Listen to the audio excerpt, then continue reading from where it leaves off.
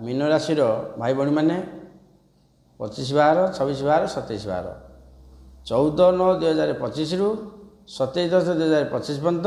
मंगल विद्यमान हे तुला राशि रे। जदि विद्यमान हे रे चलन करेंगे गमन करेंगे जहाँ करूँ रे मीन राशि भाई मान कि फल आसूँ 1 2 3 4 5 6 7 8 अष्टम स्थान रही मंगल। अष्टम स्थान मंगल कौन हम ना टे से शुभफल दिखती अनिद्रा असुस्थता शरीर पीड़ा चिंता बुद्धि दुर्घटना व्यस्तता तलीपेटे जंत्रणा किसी गैस आसी माने अम्ल अम्ल दोष अजीर्ण ये सब जिन टे सृष्टि हम 1.5 मास तापर ठीक हो व्यतिव्यस्त बानी 1.5 मास ठीक रही। फिर देखा दृष्टिफल 1 2 3 4 चतुर्थ दृष्टि शनि क्षेत्र मकर राशि बर्तमान एकादश स्थान को आय उत्तम करिवे बरवाहित संपर्क भल रहिबो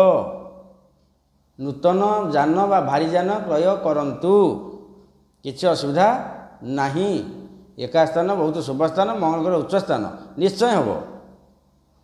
हम टिके चेष्टा कले आसन समाज में उच्च रखिपारे। पुणी देखा 1 2 3 4 5 6 7 निज घर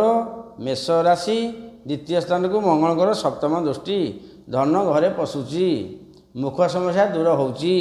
कुटुंब संपर्क भल रोची हजिदा धन फेरी पाउछंती निश्चय हम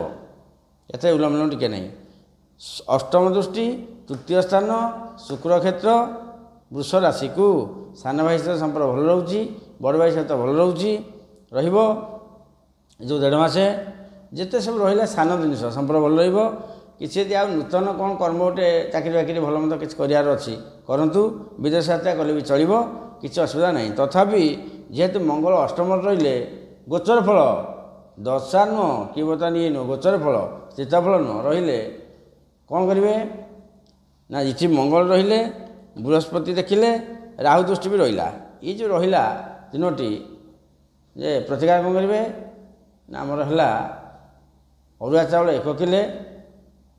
हलदी सेव गोटे धूपकाठी 1 पुड़ा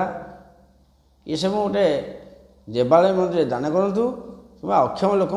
वस्त्र गोटे देवे नाली गामछाटे देले आहरी भल दान कले शुभफल रही। आज आम